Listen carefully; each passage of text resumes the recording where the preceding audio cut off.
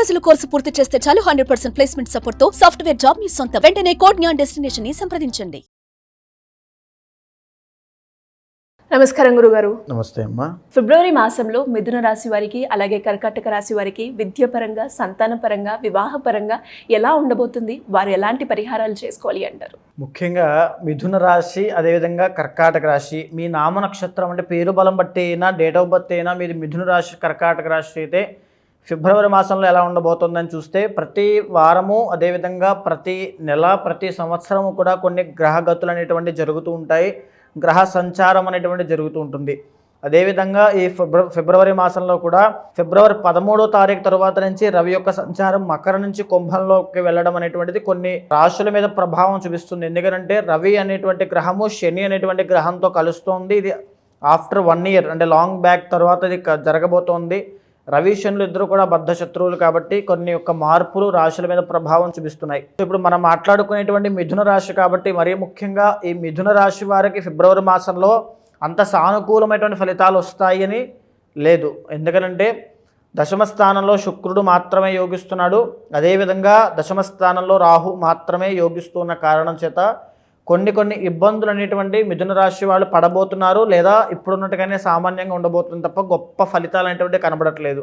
ఒకవేళ మీది మిథున రాశి అయితే మీరు జాగ్రత్తగా ఉండాల్సినటువంటి అంశము మరీ ముఖ్యంగా లగ్నంలో కుజుడు అనేటువంటి గ్రహము అంటే అంగారకుడు సంచరిస్తున్న కారణంగా ఆరోగ్యం పట్ల ప్రత్యేకమైన శ్రద్ధ తీసుకోవాలి. బ్లడ్ విషయంలో జ్వరాలు, అదేవిధంగా డెంటల్ ప్రాబ్లమ్స్, స్కిన్ ఇన్ఫెక్షన్స్ లాంటివి రాకుండా ముందుగానే జాగ్రత్త తీసుకోండి. మీ ఇంటర్నల్ జాతకంలో కుజుడు బాగోకపోతే ఖచ్చితంగా ఈ వారంలో లేదా ఈ నెలలో వచ్చే అవకాశాలు ఉంటాయి. 12వ స్థానంలో గురుడు సంచరిస్తున్నాడు. ఆర్థికంగా ఇంకా గొప్ప స్థాయికి వెళ్ళేటువంటి రోజులు ముందు ఉన్నాయి. ఈ మాసం కాస్త ఓపిక పట్టండి.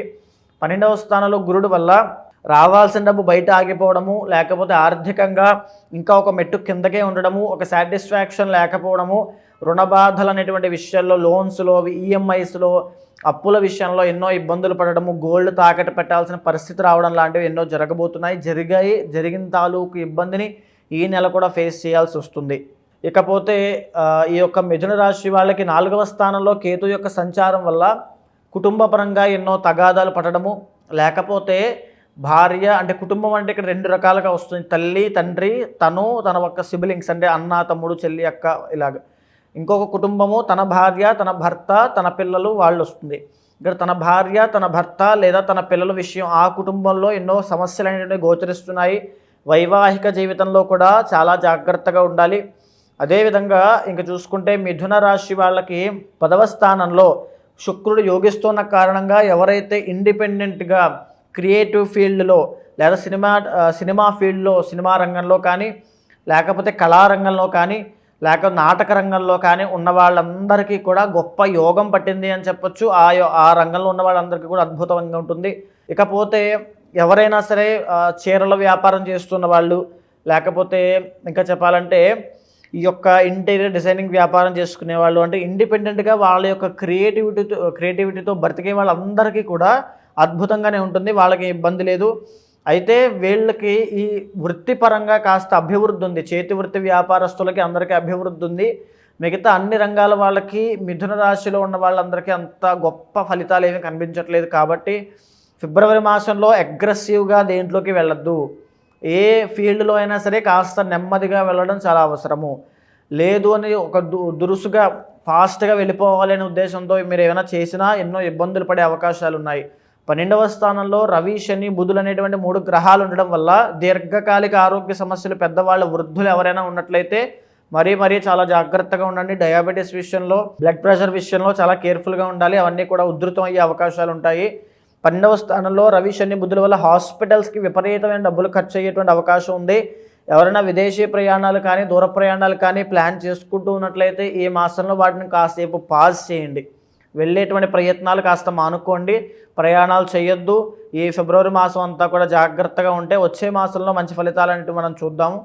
సో ఇప్పుడు ప్రజెంట్ అయితే మీకు 12వ స్థానంలో ఈ గ్రహగతులు ఇవన్నీ చూసిన తర్వాత అంత సానుకూలమైన ఫలితాలు లేవు కాబట్టి చాలా జాగ్రత్త వహించాలి అన్ని రంగాల్లో, అన్ని విషయాల్లో అండి. ఎలాంటి పరిహారాలు చేసుకోవాలి గురుగారు? మరీ ముఖ్యంగా రాబోయేటువంటి మాఘ పౌర్ణమిని ఉపయోగించుకోండి. సముద్ర స్నానం ఆచరించండి. శివుడికి పంచామృత అభిషేకం చేయండి, నువ్వుల దానం అనేటువంటిది ఇవ్వండి.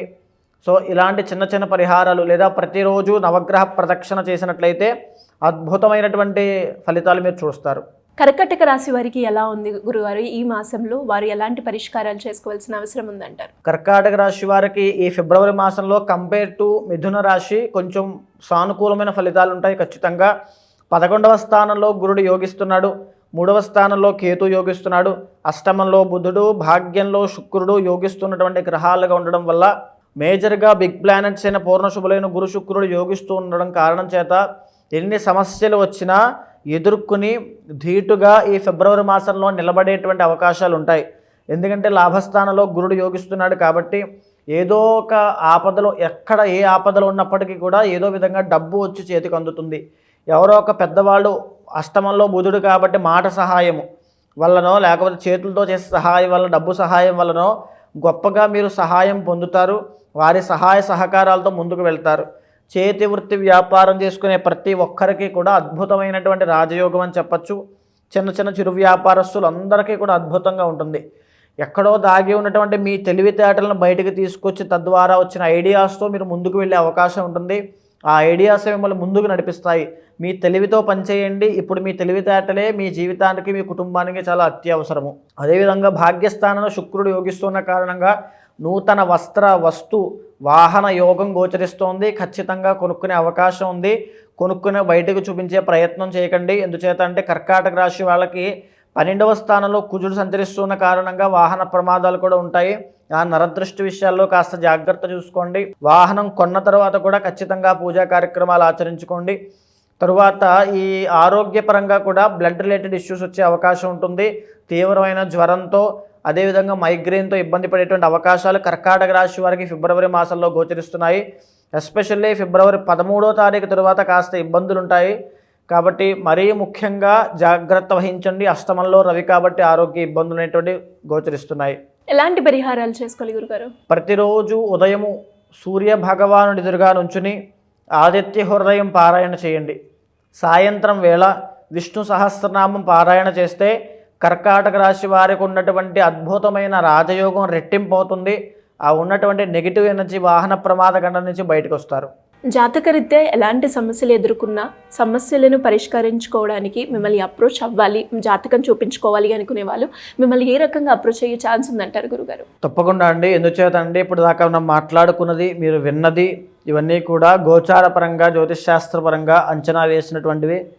ఇది రాశిపరంగా మీ యొక్క జన్మజాతకంలో చంద్రుడు ఏ రాశిలో ఉంటే అది మీ జన్మరాశి అవుతుంది. కాబట్టి ఆ జన్మరాశి పరంగా గ్రహ సంచారం ఆధారంగా చేసుకుని గోచారం ఎలా ఉండబోతోందని చెప్పేటువంటి ఫలితాలు ఇవన్నీ కూడా.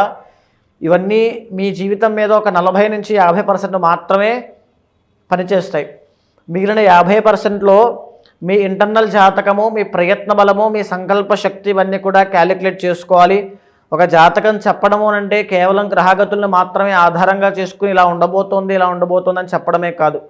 ఒక యాస్ట్రాలజర్గా మీతో మాట్లాడినప్పుడు మీ సమస్యలను మీతో మాట్లాడి మీకు మీ ఇష్టం ఏంటి, మీ అభీష్టం ఏంటి, మీ కోరిక ఏంటి, మీ సంకల్పం ఏంటో తెలుసుకుని ఒక ఫ్యామిలీ మెంబర్ లాగా మీకు ఆ కొన్ని సజెషన్స్ ఇవ్వగలిగితే, మీ ఆలోచన మార్చగలిగితే అప్పుడు మీ జీవితంలో ఒక అభివృద్ధి, ఒక పురోగతి అనేటువంటిది కనబడుతుంది. కాబట్టి ఎవరైనా సరే మీ జీవితం గురించి తెలుసుకోవాలి, ఆ ప్రాబ్లమ్స్ అన్ని సార్ట్అవుట్ అవ్వాలి అనుకున్నప్పుడు ఈ గోచార ఫలితంతో పాటుగా మీ ఇంటర్నల్ జాతకంలో ఉండేటువంటి సమస్యలనైనా లేకపోతే ఉండేటువంటి యోగాలనైనా అందిపుచ్చుకోవడానికి ఖచ్చితంగా అవి ఎప్పుడు వస్తున్నాయి, ఎప్పుడు వెళ్ళిపోబోతున్నాయి తెలుసుకోవాలి. ఎప్పుడైతే ఆ జాతక దోషాలు ఉన్నాయో వాటికి సంబంధించి కొన్ని పూజలు నిర్వహించడం వల్ల ఆ శాంతి అనేటువంటి ఒక సైంటిఫికల్ ప్రక్రియ, ఇది సైంటిఫికల్గా కూడా ప్రూవ్ అయ్యింది. ఏదైనా క్రిస్టల్ థెరపీ అవ్వచ్చు, మంత్ర థెరపీ అవ్వచ్చు, హోమా థెరపీ అవ్వచ్చు, లేకపోతే ఏదో ఒక మెడిసిన్ లాంటి ఒక మాటని నేను మీకు చెప్పడం వల్ల, మీరు వినడం వల్ల, ఒక పూజా కార్యక్రమంలో మీరు పాల్గొనడం వల్ల మీ జీవితంలో ఒక పాజిటివిటీ రావచ్చు, లేదా మీ జీవితం అక్కడి నుంచి ఒక మలుపు తిరగవచ్చు. కాబట్టి ఎవరైనా సరే మాట్లాడాలి, జాతకం చూడాలి అనుకున్నప్పుడు ఖచ్చితంగా కింద కనిపించేటువంటి నెంబర్కి కాంటాక్ట్ అవ్వండి. మా వాళ్ళు తప్పకుండా మీకు పూర్తి డీటెయిల్స్ అన్నీ కూడా అందిస్తారు. ధన్యవాదాలు గురుగారు. నమస్తే అమ్మా.